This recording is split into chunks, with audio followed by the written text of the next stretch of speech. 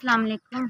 ऐ मेरे मियाँ ने किसी दे कोल ऐ मेरी छोटी जी बच्ची है, किसी कोल काम करते सन मेरे मियाँ, मझां दे ना साਂभदे सन किसी दियां। उस तो बाद बीमार हो गए, उन्होंने दिल का मसला, फेफड़ियां का मसला, गुर्दियां का, हरनियां का मसला बन गया। असी घरों बहुत मजबूर हो गए हैं, ना खान पीन का कोई आसरा नहीं। मेरी छोटी जी बच्ची दुध पीना, कोई भैन भरा नहीं है, कोई आसरा करने वाला नहीं नाल हैगा, ना उन्हां दा ना मेरा है, सिर्फ अल्लाह का आसरा हैगा है। एक वक्त की दवाई है, वह भी पहाड़ बनी है कि असी किस तरह ले आईए। खान वाला मंजी ते पै गया तो कोई नहीं, कोई किसी ने पुछदा, ना खान लो ना किसी दवाई लो कि की हो रहा है की नहीं होया है। अस्सलाम वालेकुम जी, मैं मरीज़ हार्ट दा हो गया, बीमार हो गया, मेरे फेफड़े पानी पै गया, हले भी पानी बहुत ज़्यादा हैगा।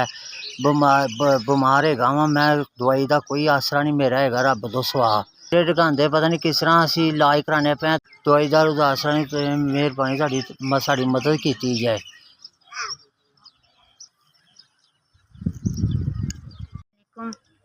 अल्लाह तुहानू सलामत रखे, अल्लाह तुहानू जिंदगी से तंदुरुस्ती दे, तुसी हमेशा लोगों की ऐसा मदद करते रहो, अल्लाह तुहानू ज़्यादा तो ज़्यादा दे। तुसी साड़ी 5000 की मदद की है, मैं अपने मियाँ की दवाइयाँ लियावांगी। तुहाडी बड़ी मेहरबानी, जिंदगी से तंदुरुस्ती दे, तुहाडे नैन भरा सलामत रखे। अल्लाह पाक तुहानू तरक्कियां कामयाबियां अता फरमाए। तुहाडी बड़ी मेहरबानी है, तुसी साड़ी मदद की 5000 रुपया दे के।